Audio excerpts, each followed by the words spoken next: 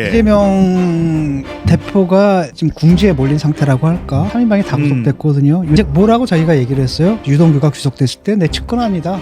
측근 되려면 김용이나 정진상 정도는 돼야 된다. 그 두 측근이 구속이 됐거든요. 나는 모른다. 쟤들이 했던 일이다. 근데 사실 그걸 국민들이 믿어주겠어요? 괜히 또 사과했다가 혐의를 인정하는 꼴이 된다. 아마 이렇게 판단하는 것 같아요. 그래서 사과도 안 하고 좀 넘어가려고 하는데 428억 저수지인 거죠. 그러니까 언제든지 가서 필요하면 그렇지. 자기가 대통령이 못 되면은 그 입을 갖다가 열 사람들이 있는 거죠. 마지막 남은 이제 퍼즐 하나 자기를 향한다는 걸 잘 알고 있을 거예요.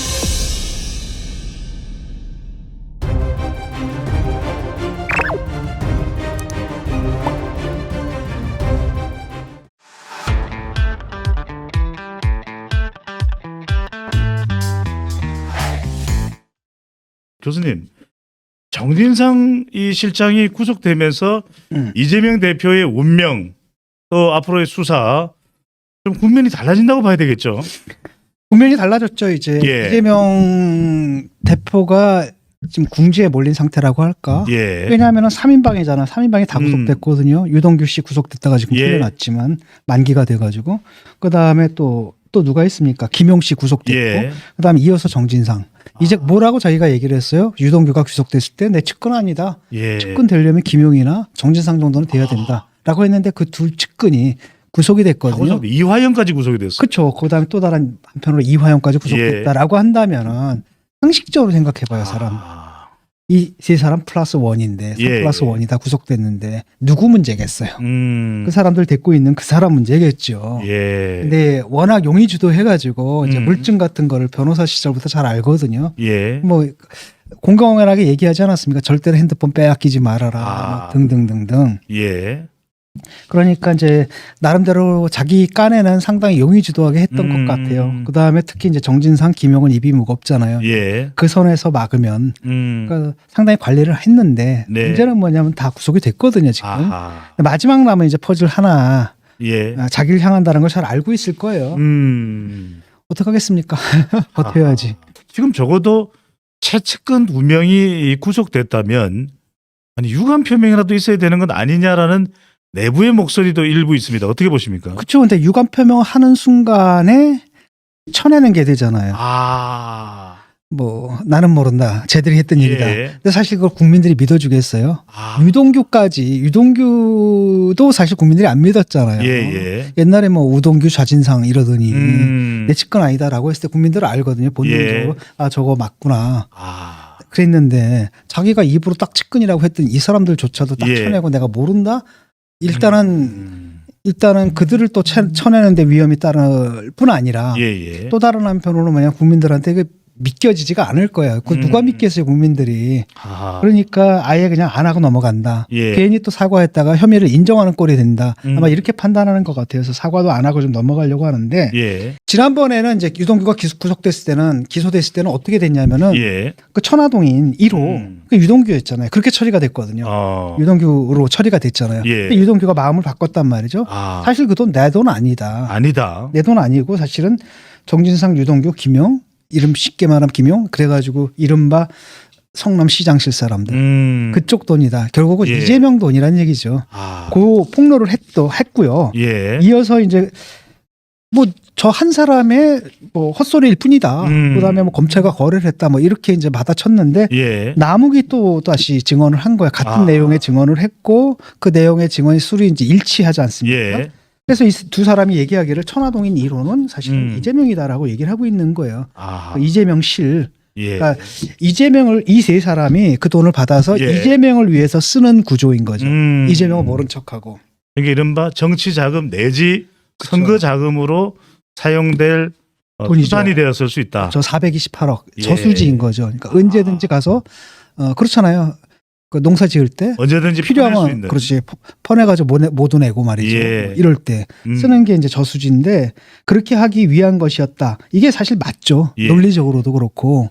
교수님 근데 이 특징 중에 하나는 유동규 전 본부장이야 또 성남도시개발 또 이재명 대표와 개인적인 인연 선거 인연까지 거슬러 올라가면 있는데 남욱 변호사는 철저하게 대장동 또는 그 이전에 또 미래 신도시 개발대인데 남욱 변호사가 입을 본격적으로 열게 되는 이유는 뭡니까? 일단은 그 대장동 이으로 인한 수익 있지 않습니까? 예. 수익의 전체를 사실은 남욱하고 이제 유동규가 갖는 걸로 김만배 이렇게 나눠 갖는 걸로 돼 있잖아요. 예. 그랬는데 사실상 이재명을 딱 지목을 하게 되면은 뭐가 되는 거냐면 자기 책임이 좀 희석이 되는 거죠. 예. 진짜 몸통은 저쪽인 거죠, 사실. 그렇지 않습니까? 예. 저쪽이고. 그러니까 정진상, 유동규, 김용으로 이어지는 그 라인이고 실제로는 그 위에 누가 있는 거예요? 이재명이죠. 이 몫이 예. 가장 큰 것이고 아하. 나는 이제 거기에다 돈만 대주고 예. 돈만 실었을 뿐이다라고 하면서 뭐가 되는 겁니까? 자기의 형량을 줄일 수가 있는 거죠. 나무. 그렇죠. 네. 또 한편으로는 그 재판에 협조라는 거잖아요. 예. 증언을 통해서 재판에 협조라는 것이기 때문에 거기서 또 감형의 사유가 생기는 거거든요. 그러니까 남욱으로서는 이제 와서는 감출 이유가 없는 거고 예. 심지어는 뭐냐면은 이 사건을 크게 보는 것 같아요. 왜냐하면 그게 이제 정치자금법 위반이라든지 다른 자기가 줬다라고 얘기를 하게 되면 또 예. 다른 혐의가 있는 거잖아요. 아하. 근데 그럼에도 불구하고 뭐 다른 얘기들도 지금 많이 하고 있거든요. 근데 적어도 요거에 관해서는 대장동 돈에 관해서는 예. 이 사람이 증언하는데 아무 부담이 없는 거예요. 그건 뭐 어차피 내가 다 뒤집어 쓴 죄인데 예. 사실은 3분의 1로 나누는데 실제로 큰 굿즈는 저쪽에서 가져가고 우리는 사실은 뭐 나는 민간업자로서 돈 좀 대고 조금 예. 이익을 좀 얻으려고 했던 이런 관계에 불구하고 그러니까 주범은 저쪽이다. 예. 나는 정범에 불과하다라는 거고 난 솔직히 다 털어놓지 않느냐라고 예. 한다면은 감형 사유가 되는 거잖아요. 음. 그래서 그걸 좀 노리는 것 같고요. 그러니까 이게 이재명 대표가 대통령이 됐더라면 감춰졌을지도 모르겠지만 그렇죠. 대선에서 진 거죠. 패했기 때문에 이게 이제 드러나기 시작하는 그러니까 거죠. 본인이 그거 얘기를 하잖아요. 당시 상황은 불확실했다. 이 사람이 예. 대통령이 될 수도 있는 상황이고 솔직히 무서웠다. 예. 왜냐하면 그때 그 얘기를 했어. 근데 이 사람이 대통령이 돼봐. 어떤 일이 벌어져요. 자기는 큰일 나는 거죠. 그러니까 그때는 얘기를 못했다. 그게 맞을 거예요 아마. 예. 그다음에 우리도 그렇게 예측을 했잖아요. 이재명 대표가 본인도 그랬잖아요. 끼기라 그랬죠. 왜냐하면 자기가 대통령이 못 되면은 예. 그 입을 갖다가 열 사람들이 있는 거죠. 침묵을 깨고 진실을 말할 사람들이 생긴다는 거 본인도 알고 있었던 예. 거예요. 그 일이 지금 벌어지고 있는 거고 당시 상황을 보게 되면은